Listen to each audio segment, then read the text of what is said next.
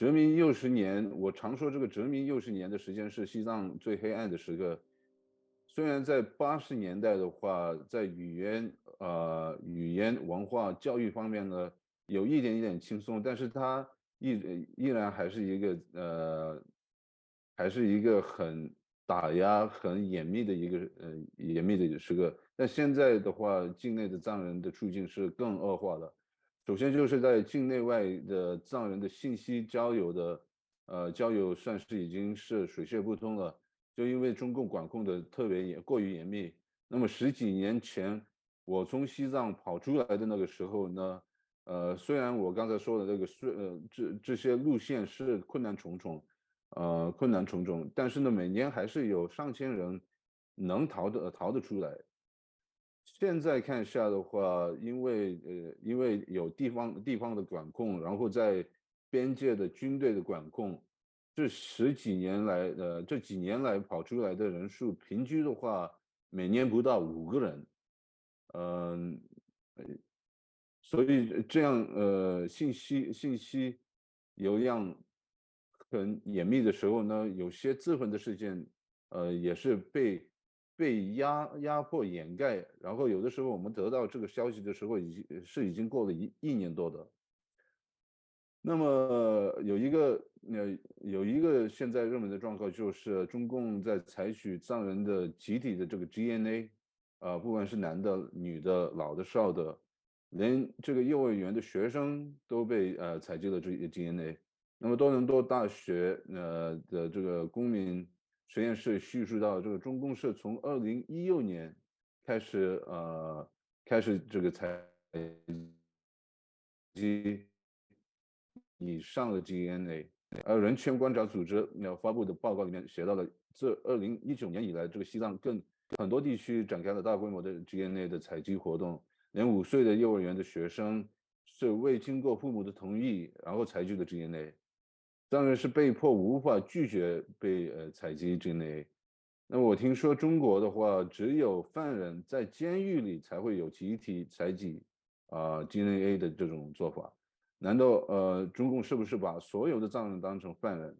如果不是的话，那还有什么样的解释中共可以给我真的不知道。呃我们说到有很多时间的时候，我们都会说到这个种族灭绝。但是当然我们不是在把事情腐化，但是的确有这些事情，刚才说的这些事实，在西藏现在都是在发生当中。大家也应该听到这个近期来的一个消息，说是近100万的藏人的儿童是被强制隔离，然后在寄宿学校里面进行系统化的汉化。这个联合国的独立人权专家也表示了感到很震惊。然后虽然中共是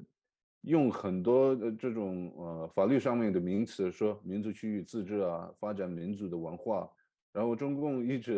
但是呢，中共一直在进行刚才所说的这个殖民主义的一些教育。那么习近平独揽大权之后呢，前有的这些政策现在是公开的、系统性的在实行。所以呢，在这样的状况下面呢，也是为什么西藏有了160多位的藏人为了自己的同胞粉身碎骨，然后走入了这个自焚的道路。嗯，我们可以在历史上面看到很多自焚推动改变国家的这种故事。泰国的有一位比丘尼，这个比丘尼自焚的时候改变了泰国，轰动了全世界。那么藏人的自焚者的人数的话，现在是已经达到了160名，160名。所以我们所说的这个种族灭绝，不是一个空品无据。我觉得有眼睛的、有耳朵的，都能看得到，都能听得到。西藏的问题，如何能让中国政的转型？这个我觉得一个民主的中国的话，尊者也以前讲过这样的话，一个民主的中国的话，对所有的团体都有利。不管是西藏，不管是这个东土基斯坦、蒙古，我觉得一个民主的中国对所有的团体有利。那么藏人给大家的是有往几十年的经历，取出来的经验。我觉得这个我们所有的这个民主制度的操作，可以给华人一个榜样吧。虽然我们的社区是很小的，但是如何运用民主的制度还是有一定程度上的经验。所以我觉得话，在这里的话，尊者和藏人可以给中国人提供的是一个精神上的一个榜样。那么过了一甲子的年月，我们还是继续，我们还是继续在世界上呢，藏人的文化，说到藏人的时候，还是没有被消灭掉。所以我觉得这可以给众多的想改变中国的华人从精神领域上面，给一点支持。然后我想说的是关于合作。当然今天这个滕彪老师给我这个机会，我也觉得可以算是一个很好的比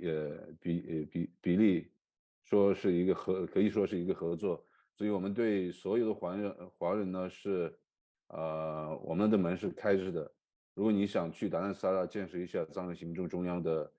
民主的机构是怎么操作的，我们也可以安排。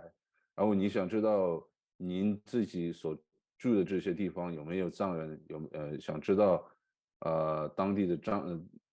藏人的真人真事的话，我们也可以安排这样的事情可以出现。那么最后的话，我想再次感谢李安友教授还有滕彪教授给我这个机会。好，非常感谢池诚先生的分享。我个人的经历，我可以非常简单的讲一下。在之前在了解西藏问题之前，那我和很多人，包括今天很多汉人，包括一些民主人士、异议人士，他们的想法是想当然的一个想法，就是在中国共产党这样一个一党专政的残暴统治之下，那无论任何民族都受到迫害，也就是他们的潜台词就是说受到平等的迫害。那藏人受迫害，汉人也有受迫害，所以呢，迫害藏人的不是汉人，而是一个专制政权。那那其实后来我就了解越来越多之后，才发现就是藏人受到的迫害要远远高于汉人所受到的迫害。那中共它所建立的这个民族区域自治，这本身就是有很大的问题。那么听起来呢，或者从他的一些文字上来看呢，他要给这5个民族自治区更多的自治权，比汉人省份更多的自治权利。但实际上，几乎可以说这些自治区，他们的自治权比汉人的省份要更少，他们所受到的迫害要比汉人省份要更大。所以就是池诚先生能不能就这个问题，就是说，我们刚才看到了，您讲到了，藏人的受到的这些对自由的压制啊，人权的状况的恶化，那能不能就是和汉人所受到的人权迫害、自由的压制比较一下，就如何对。嗯，我们也知道，汉人的话也是在这个中共的统治下面呢，受到了很大的打压。然后同样的是维吾尔的人，也有蒙古族的人。西藏的话，我们藏人行政中央或者是藏人的视角里面看的时候，我们很少去把这两个比对。我们更多的去想怎么可以寻找共同点，但是当然现在西藏实行的这些政策和破坏的话，它是一个种族灭绝性的一个系统性的破坏。然后每个藏人出来，然后做出一些事情的时候，给的帽子是非常大的，就是直接给你一个颠覆国家罪，然后分裂主义的罪名。这是一个很与别的比如说是汉人的 activist 的activist 的那个 accusation 是根本上的是很很不同的一个典型吧，我觉得。所以我觉得话，他很多的很多的就是法案上面的给你的这个高帽的样子是有不同的，但是总体的来讲的话，汉人也被破坏了，藏人也被破坏了，然后维吾尔人、蒙古人全都被破坏了。我们应该现在觉得应该要尊者达赖喇嘛以前很久之前的话想出的这个议案，他说这个我们应该聚集在一起，然后寻找共同点，找共同点，然后看怎么能在我们之间能合作。我觉得我应该这么讲的话，应该回答。我不知道有没有回答滕彪老师嗯。的问题，但是对，感谢。其实我不应该问这个问题，这个问题应该由汉人知识分子来回答。那对，就是其实答案是非常明确的、明显的。那比如说刚才你提到有近100万的藏人儿童，就几乎绝大多数的藏人孩子都被强制送到寄宿学校，然后在里边受到洗脑，他们自己和父母和家长分离，没有办法学习自己的语言文化传统。那这是在汉人里边是没有的。那么汉人没有因为自己的语言就受到迫害，包括维吾尔人。那很明显，那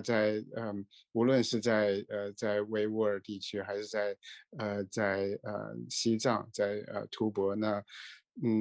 我们知道陈全国以前就是西藏的党委书记，后来到新疆当党委书记。那很多做法在新疆种族灭绝的做法也是从西藏那儿学来的，包括从一个镇到另一个镇，从一个村到另一个村，也要经过允许才能去。有在一些地方好像到市场上买个菜，到另一个村子去都要开一个条子。那这在汉人地区是没有的。这当然不是在疫情期间，就是在这疫情之前都是这样。那另外这有很多例子了，再举一个例子，就是汉传佛教和藏传佛教。我们知道这个藏传佛教受到极大的迫害，极嗯。大的限制，很多很多寺庙被摧毁。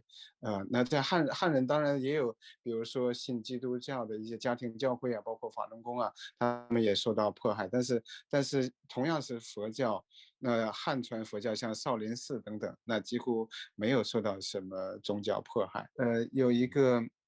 听众的问题是，西藏有达赖喇嘛和班禅2位尊者，过去一直以尊者为政治领袖。若14世达赖喇嘛圆寂之后，中国出现另一位达赖喇嘛，会不会影响藏人行政中央的合法性？那也请慈诚先生顺便讲一下班禅喇嘛他的遭遇。班禅喇嘛根据去给你们就是尊者达赖喇嘛任命的班禅喇嘛的话，被呃中共带走了之后，我们至今30多年之后呢，我们都不知道他现在是否活着，也不知道他现在在哪里。有一段时间，中共是发出了信息说他现在生活的非常快乐，不想被外界打扰。但是呢，具体性的我们都不知道他现在是长什么样的，所以话，在世界各地的藏人呢是希望能看到、能听到，尤其是中共能把班禅喇嘛的具体情况告诉给世界。我这是对他，我觉得，您嗯，您讲。对，他还问就是，那假如现在的尊者圆寂之后，中国会再确立一个他自己能控制的达赖喇嘛转世吗？对，中共是一定偏向去搞这个动作的，所以我觉得有很多人的话是他们现在正在问这个转世的问题，但是转世问题的话，它本身的话，你需要信仰这个宗教，尤其是藏传佛教。如果你信仰宗教，然后信仰这个有这个呃怎么说信仰的有这个信仰的话，我觉得第一个中共应该找的是我们的领导那个斯政边巴次仁来的时候，他也很搞笑的说出这样的话。我觉得尊者达赖喇嘛也以前也说过这样的话，他们应该第一个先要找到的是毛泽东的转世，然后邓小平的转世，因为把他们把毛泽东和邓小平看得这么重要，然后到了尊者达赖喇嘛的时候呢，尊者达赖喇嘛他们还用过这个魔鬼披着羊皮的狼，像这样的用词的时候，你如果还去找一个他的转世的话，那这不是中共是在给自己脚不自在吗？我需要占领一部分的时间，谈一个根本的概念上的问题，就是说那个所谓的自治权是什么意思？因为这个涉及到西藏，涉及到新疆，涉及到台湾，而且也多少涉及到香港，因为香港有一部分的人也要求，这个香港独立。那么我先要给大家看，share screen, not that one, this one.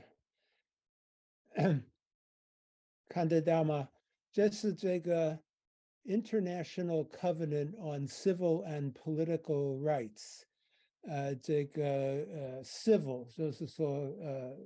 公共和政治权利的国际公约。虽然中国没有签这个公约，但中国签了这个经济ESC 经济社会文化权利公约。这两个公约有一个共同的一个 Article One 第一条款，第一条款第一章提出这个有这一句话 ：All peoples have the right of self-determination。那么翻译成中文的话，这个意思就是说，所有的 peoples，但是 people 是一个什么意思？我等一会儿要讲一下。所有的 peoples 有自治权。Okay, now I want to share my PowerPoint.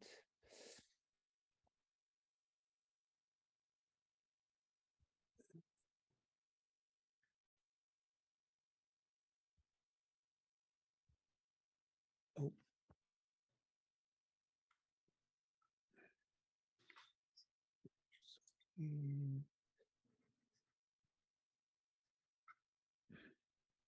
Yeah, so 联合国公民及政治权利，和经济社会文化权利国际公约，他们有一个共同的第一条款，人民有这个自治权的权利，但是人民这个意思在中文的话，大概最相似的翻译是人民，但是中国的话，people 在英文有一个比较独特的一个意思，因为这个意思是应该是在这个美国宣布独立宣言1776年的独立宣言好像开始这个意思，当一个人民、一个民族、一个人民、一个民族、一种人民必须攫取其和另一个民族之间的政治关系的时候，他会宣布独立。但是这儿我们把它翻成为民族，也不是民族，也不是人民。people 的概念是这个意思是说，这个美国这个13个 colony 13个殖民地形成一个共同民族、共同语言、共同文化、共同宗教信仰，一个共同的一种群体，就形成一个 people。而且在当时西方，这个西方的这个思想家，他们认为一个 people 应该有自己一个国家。那么在欧洲后来19世纪的时候，德国没有一个德国，但是德国建立了的这个意识形态的基础是说，德国是一个语言、一个文化、一个宗教。之所以他们应该把各个政治实体共同起来，形成一个所谓的德国人民的一个德国。意大利也是这样，意大利原来没有。意大利这个地方有很多各种各样的政治实体，他们后来19世纪形成一个意大利，是因为他们认为意大利人都是一种 people。那么中国的话，而且这个概念，第一次世界大战之后也继续发展。那个时候有几个非常庞大的帝国政治实体，像这个 Russian Empire 俄罗斯帝国 ，Ottoman Empire。Ottoman 怎么翻译成中文？奥斯曼帝国。奥斯曼帝国，他们还有这个 Austro-Hungarian 帝国，这几个帝国在第一次世界大战之后就垮了，产生很多各不同的这个民族或者人民，而且这个 Wilson and Lenin 他们有一个共同的观点，就是说我们怎么解决这个问题，就是说怎么稳定下这个战后的局面，就是应该给每一个人民他们的一个国家，这样的话会和平共存。但这个当然没有成功，是因为每一个所谓的国家里面还有很多不同的文化群体。那么，所以2次大战之后，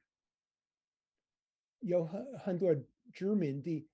比方说印度、印尼、非洲各国。所以第2次大战之后十几年的过程当中，一步一步的把他们给他们独立。但是你给他们独立的话，还有这个概念，就是说一个人民应该有一个国家。但是实际上，印度不是一个人民，印度里面很多很多的各种各样的文化群体。这是这个美国独立宣言的一个 picture。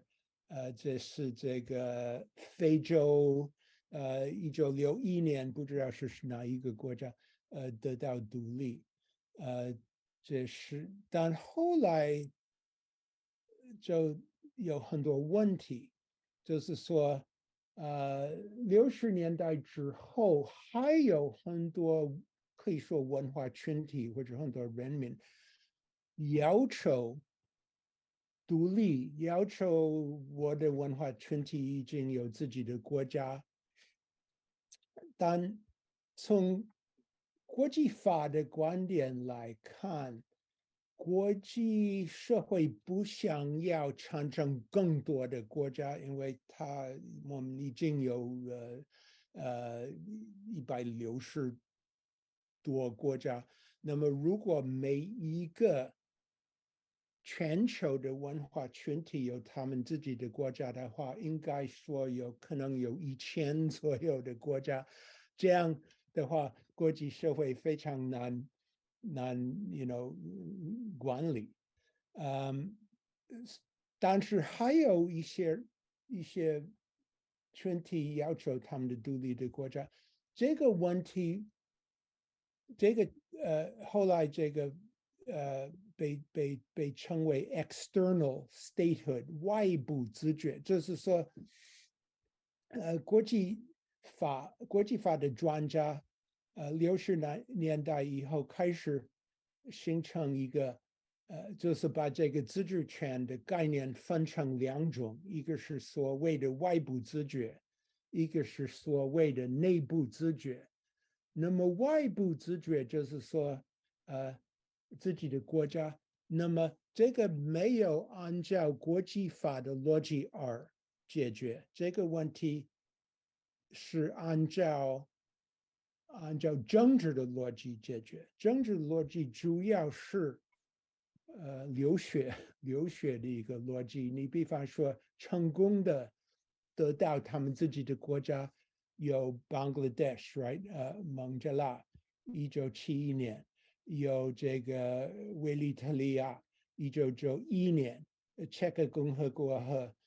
斯洛文尼亚1991等等之类，他们都是非常严重的流血打仗而得到他们的独立的国家。那么还有一些半独立半不独立，特别是这个南奥塞梯、阿夫赫斯、内戈尔诺、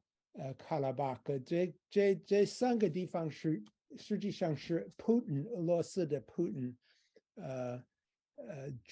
抓的。他自己说，我们承认你为国家，但是别的国际社会没有承认。还有很多失败的例子，就是说要求独立国家，但是没有成功，有很多都是打仗失败的，而且非常残酷的流血。在最下我提到连一些美国的一些像那个 Puerto Rico 波多黎各不是一个州，不是一个美国的州，它是一个美国的特区。它也有一个独立运动，这个是失败的。包括在 Texas、Alaska、Hawaii 有小小的可笑的可以说的独立运动，这个是可以说是一个极端的例子。还有所谓的内部自觉，内部自觉是有很多种。这个意思是说，我们不给你独立，但是我们还是给你一部分的自治权。所以有的是真实的，有的是空洞的。你比方说这个 Greenland 格鲁兰岛是属于 Denmark， 但是 Denmark 给他一部分的，比方说他们自己的预算。但是他的这个外交政策不能自己控制。Quebec 在加拿大里面 ，Quebec 有他自己的语言法文。但是他连这个英国实际上不是一个英国，它是一个联合王国。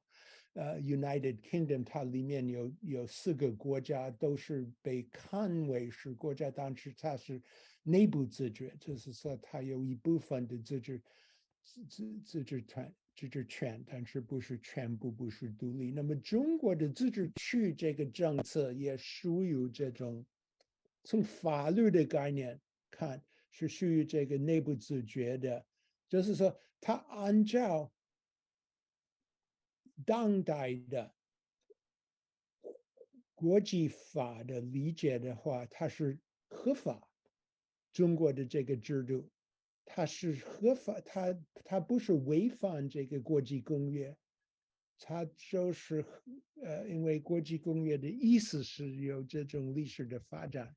中国的自治区的这个政策是不违反国际法，它虽然是100%空洞的，不是实质的，不是真实的自治权。我最后要强调，就是说这个联邦制度跟这个自治权内部自治权的制度是两回事。为什么？因为联邦的这个单例，联邦的这个部分，不是人民。你比方说美国没有一个，比方说一个纽约人民或者 New Jersey 人民或者 Mississippi 的人民，它就是都是一个人民一个 people， 但是它有一个联邦的一个制度。我为什么要强调这个历史和这个概念？因为我们不能简单的说，因为藏族是一个民族，或者藏族是一个人民，或者藏族是一个 people。虽然我非常就是认同这个概念，我非常认同藏民是一个民族或者一个人民。我们后来要谈台湾问题，我自己个人也认同台湾居民经过一个历史的过程当中，就成为一个民族，或者不是一个民族，但是一个人民。而且按照我自己个人的概念的话，他应该能够，如果他们要的话，他应该能够有他们自己的国家。但是按照国际法的话，这个问题不那么简单。所以我们不可以就是简单说，因为乌维尔族或者是蒙古族或者是壮族，是一个特别的一个文化、语言、宗教、信仰等等之类，他们当然要可以要求一个独立的国家。按照国际法，这个问题不是那么简单能够解决。